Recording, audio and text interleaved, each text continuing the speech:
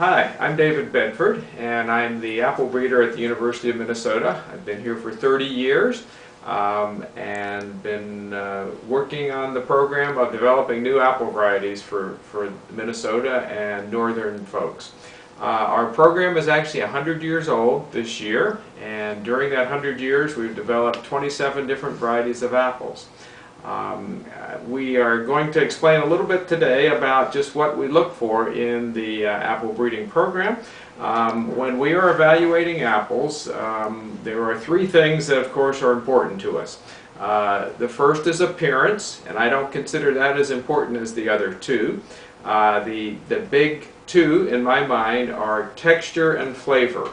And when we're evaluating our seedlings, and we have about 18,000 trees that we are growing and trying to develop new varieties from, when we're evaluating those seedlings each week, we first look at the apple to see if we think it's reasonably ripe.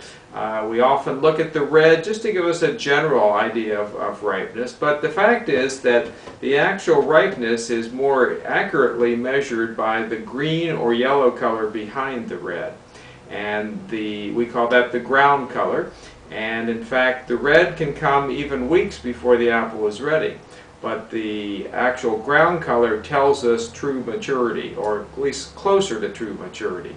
And that ground color should be more yellow than green, and so even when you're buying apples in the store, if you look at the ground color, the part that's not red, you can have some idea of how mature the fruit is. Well, the big two that we do look for, as I said, are texture and flavor, and the only way to really judge those two, of course, is to bite into them.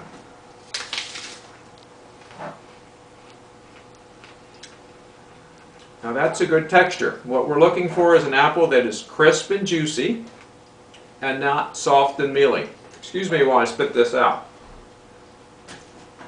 Now I did that not because I don't like the apple, but because when we have to eat about, or we have to sample about 500 to 600 apples every day, we can't eat that much. So it's quite acceptable in an apple tasting to chew it up, swallow the juice, and then spit out the pulp. But with a crisp texture, you should feel that snap, that crisp, that really explosive juiciness that we look for, especially in apples like Honeycrisp. Honeycrisp has sort of set the bar a little bit higher for the whole apple world in terms of texture.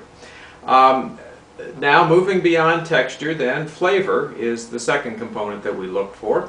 And with an apple, flavor is primarily a component of sugar and acid.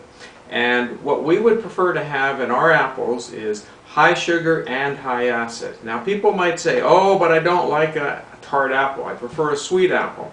But if you have an apple that has only sugar and no acidity, it's very bland. And even people that like sweet apples tend not to like bland apples.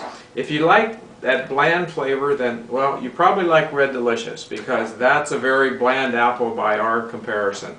And we prefer one that has more acid. Now that apple can have acid and still be sweet, but without that acid component, it really is unbalanced. So those are the two most important things we look for.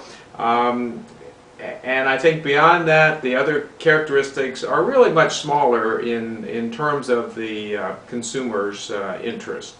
Well, just to remind you that we are going to be having apple tasting sessions at the Arboretum each weekend in October from 1 o'clock until 3 o'clock.